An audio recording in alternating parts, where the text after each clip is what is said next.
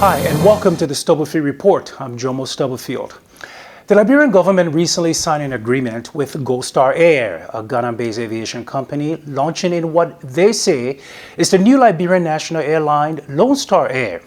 Now, the agreement signed in late 2020 designates Gold Star Air to manage the day-to-day operations of the new startup. But many are asking, what does this agreement mean and if it is beneficial to the Liberian people? According to President George Weah, the agreement is designed to bolster tourism in Liberia, primarily to and from West African destinations. Many are wondering if this scheme is able to translate into economic development as promised by the Weah's administration. The Stubblefield Report took an in-depth look at the nuts and bolts of the alliance between Gold Star Air and the Weah's administration, and what does it really mean for the Liberian people? The promise of a new national airline, Lone Star Air, remind Liberians of the heyday of Liberian aviation, where Air Liberia was a symbol of national pride and progress.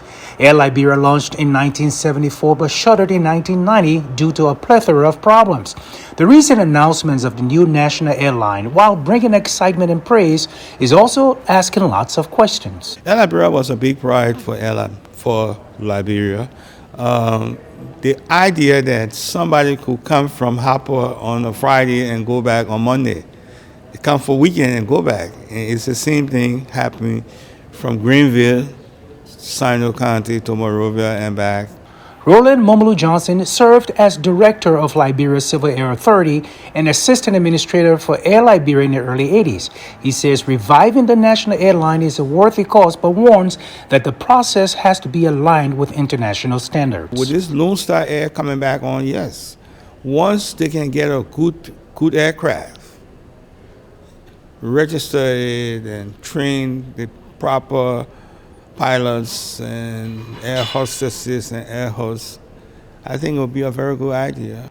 The problem, according to multiple reports, Gold Star Air does not own a single aircraft and have not launched a single airline operation.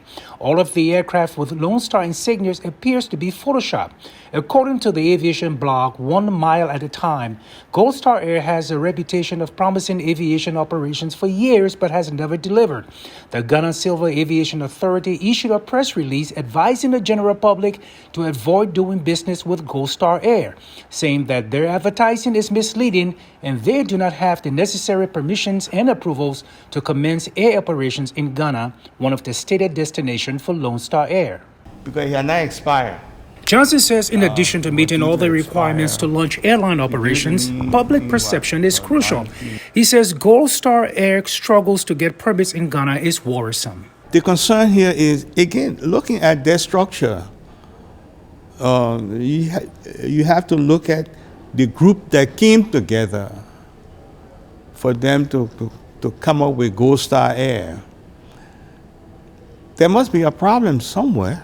Maybe it's trying to structure Gold Star Air. You see, once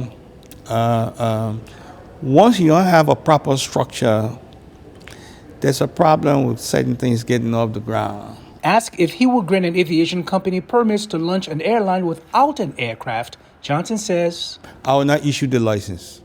If an airline doesn't have an airplane and they try to get license through the Liberian government, if I was sitting up front, I would not issue any license. Visiting Lone Star Air website, it is covered with photographs of young women and no information when Lone Star Air will take flight.